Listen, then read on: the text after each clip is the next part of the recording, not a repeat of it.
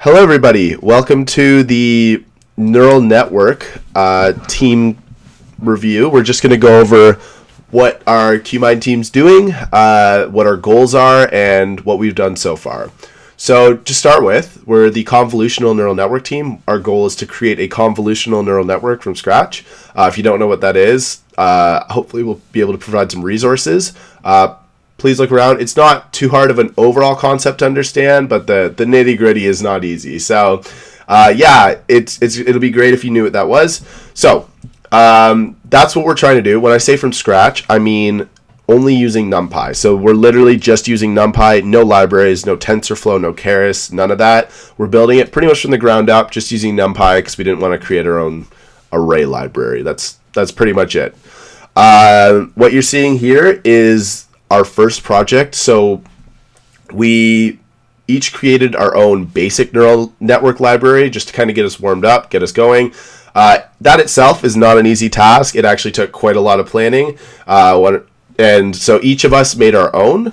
They all have different features. They all kind of work a little differently, but it was cool having that different perspective. We were able to help each other out and kind of get our minds in the right mindset, getting us ready to actually look at the convolutional neural network. So what I'm going to do is I'm going to go through the code here, just going to get a little technical. But yeah, so this is kind of where we're at. We've started programming our own convolutional neural network. It's not easy. It's kind of taking a bit more time than we thought it would. Simple things that didn't take long in this code here we're still stuck on in our convolutional neural network. So we'll keep you updated on that, but I'm going to actually be assuming that you listening right now kind of already have an idea of what a neural network is, how it operates. Not necessarily looked at code from before, but maybe seen different videos. There's great resources online. 3 Blue 1 Brown has an excellent series on this, as well as the coding train. He gets a little more technical. But yeah, so with that being said, let's jump right into it. The main parts of this code are the neural network class and the layer class. This code's actually a lot longer than it needs to be just because there's a lot of extra features. Right now it's about 200 lines. You could probably program this in like 70 lines. It's really not long at all. But yeah, so let's jump right into it. So our constructor for our neural network class has 3 arguments. Input num, which is the number of inputs to the neural network. Hidden num, which is a list of how many neurons there are at each hidden layer. So the size of the list is going to be how many hidden layers there are, and then the number at that index is going to be how many neurons are in that layer. That'll make more sense when I show you an example later. And then the output number is just how many outputs there are. This constructor function doesn't do tons, just sets up the local variables for this neural network, and including setting up the layers, which I will go over right now. So layers, they are their own class just because it kind of made it a lot easier to think about it in an object-oriented sense. So their constructor takes 2 inputs. The input size, which is basically the list of the length of the column vector that's coming into the layer to be computed. It could also be thought of as how many neurons are on the previous layer. And then the self size, which is the number of neurons on this layer. So the only variables we really need associated with this class are the weights and the biases of the layer, because all it's doing is taking a column vector of data, processing it, and spitting out another column vector that will probably be a different size. So we are just going to initialize the weights matrix pretty randomly to start. It's going to have self size and an input size, and this gives us values between 0 and 1, so we simply need to map them between -1 and 1. The reason we have this as a 2D matrix here is because the weights can simply be thought of, the connections of weights can be thought of as a 2D matrix. Each connection between a neuron from the previous layer and a neuron from this layer is going to have a weight associated with it, and if we do some nice matrix multiplication with the dot product, we're actually able to make that process of computing data from layer to layer a lot easier. Again, look at those resources online. 3 Blue 1 Brown did a great video on that, as well as the coding train. And then the bias here is just similar, although it's column vector. And it gets mapped between -1 and 1 too. Perfect. So the only other function that we really care about here, these two are just kind of extra features that we can touch on later, but is this compute function. So compute is just going to take the current data, it's going to take some input data, and what it's going to do is simply apply the operations that we need. So with the weights, we just dot product the weights with the input data, add the bias, apply the activation function. In this case, the sigmoid activation function is hard-coded. However, something to expand for the future is simply taking a look at what other activation functions we could do, and if we can make it modular, add it in to different parts. And it just returns it. The layer class, it's pretty simple. That's all it does. So if we look back at the neural network class, the two main parts, other than the constructor, is the feed forward function and the train function. So both these are quite important to neural networks. Feed forward is what is going to, it's how the neural network's going to tell you what it's thinking based on a given input. And the train function is going to allow us to change how it's thinking by telling it what's good. So to go through those quickly, feed forward is just going to take some input data, and we have this check reform function. That's just allowing us the input data to be misshapen or not a NumPy array. It'll fix all that for us. That's just defined above. And essentially what we're just going to do is we're going to loop through each layer. We have this self.layers variable, which is just a list of all our layers. We're going to compute the current data and just throw it back into the same variable, save that in a list just because we're going to need that later. And yeah, we're going to keep doing that for every single layer, just propagating one input, and it's going to get computed through every layer, and then finally it'll give us our list of probabilities of output at the end, which is the probability that each output is what was fed as an input. Perfect. Feed forward, that's pretty simple. This, for a convolutional neural network, quite difficult. We still haven't even figured out how to actually do that yet. So yeah, it's kind of crazy how there is a big step between basic neural networks and convolutional neural networks. And then there's also other types of neural networks, like recurrent neural networks, that we haven't even looked at yet and don't really want to. So the train function here it's the meat. This is where the machine learning happens, the deep learning, whatever you want to call it.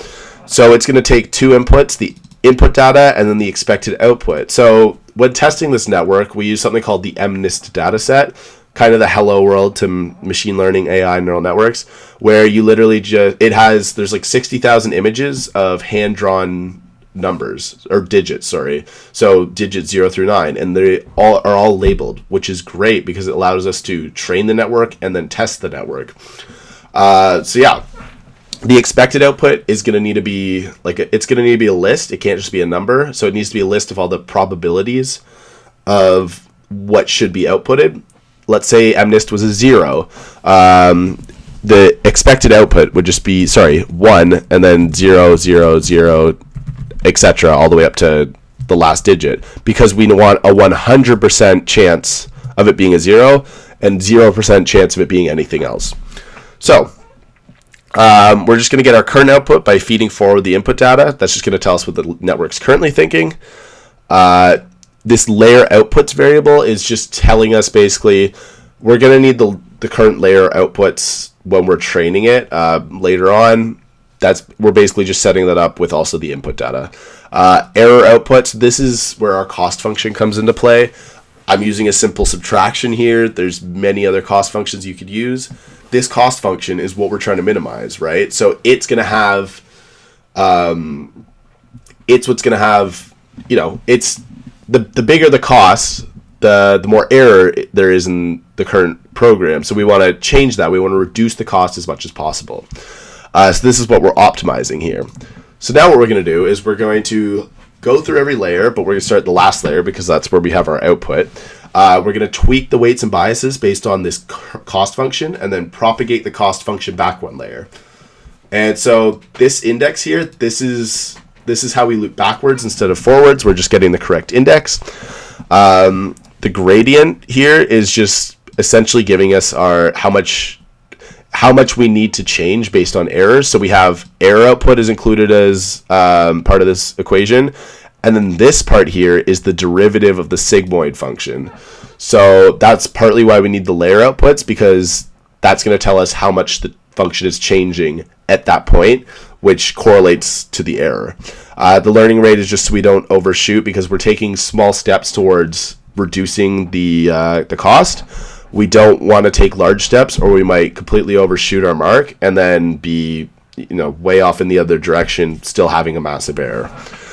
Our weight change, so this is how much we need to change our weights, right?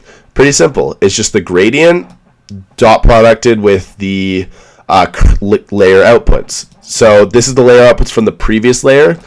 The reason this is because if we dot product in this way, we're going to get the correct dimension matrix, because we're just simply multiplying every point with every other point to get how much the weights need to change. So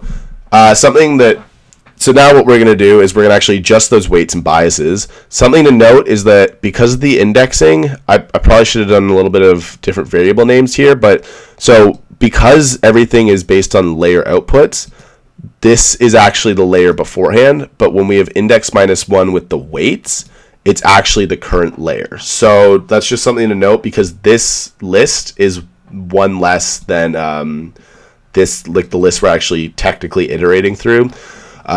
Just something to note. So just to remember, this is the current layer. This is actually the previous layer. This is the current layer. So for layer outputs, yeah, hopefully you got that. Now we simply just add the weight change. For the bias, the change is just the gradient. And then the error output, we can just propagate backwards now. So it's very similar to this compute function we have in the layer. We're just doing it the other way and not really applying an activation function.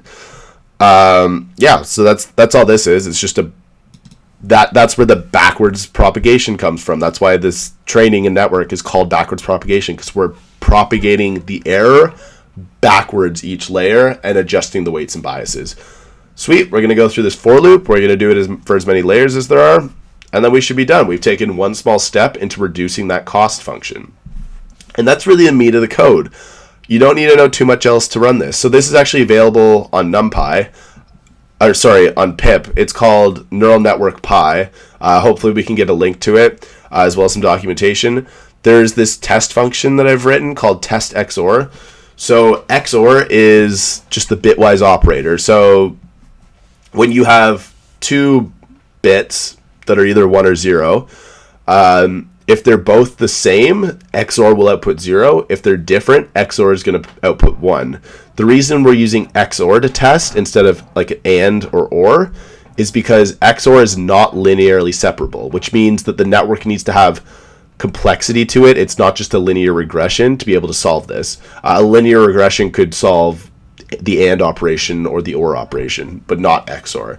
So if I actually run this code, it's going to do nothing, but I could actually, if you're using it, you could just import Neural Network Pi and actually code along. This function should be included. If I just run test XOR, we can see that the network should be working because it outputs 1, 1, 0, 0. So if I actually just quickly go in here and add a little code to print what it's outputting before we train it, because this is just setting up the data. This is setting, and this is actually training it. We're training it 50,000 times. So if I print nn.feedForward, and then let's say I just go data 0, so the first data point. If I save that, run the code again, and go test XOR, you're going to see, so these are the current output probabilities, right?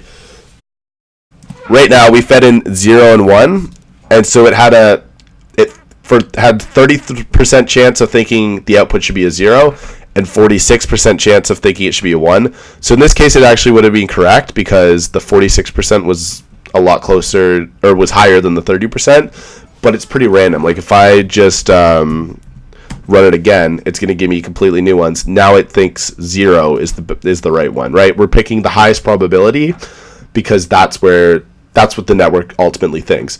So as you can see, this is before training. Training happens in this blank space here, and suddenly we're getting 1, 1, 0, 0 after training. Beautiful. It worked great. So that kind of concludes my technical overview of the code. There's a lot of documentation I wrote on this, so if you go online, you should be able to see that on, I think there's a GitHub repo for Neural Network Pi. seen right there. Just look up GitHub Neural Network Pi. You're going to see lots of documentation, other stuff explaining this, other resources. QMIND Educate is creating resources right now to teach people neural networks from scratch and actually teach you how to code this simply, like what I just went over, in a lot more detail. It's assuming you know nothing. So if that's a bin you fall into, keep on the lookout for that. Otherwise, there's lots of resources online. See if you can make sense of this. Try and import this library, play around with it. It can be very helpful. This was really helpful for the team. So I created this one. The other two members of the team created their own, but they use this as a resource as well as just general things online. There's so much out there. That's where we're at with our project. We're hoping to be finished our convolutional neural network before the AI conference and, get it testing with different things, looking at different data sets on Kaggle. Thank you so much for listening, and have a great day. Thank you so much.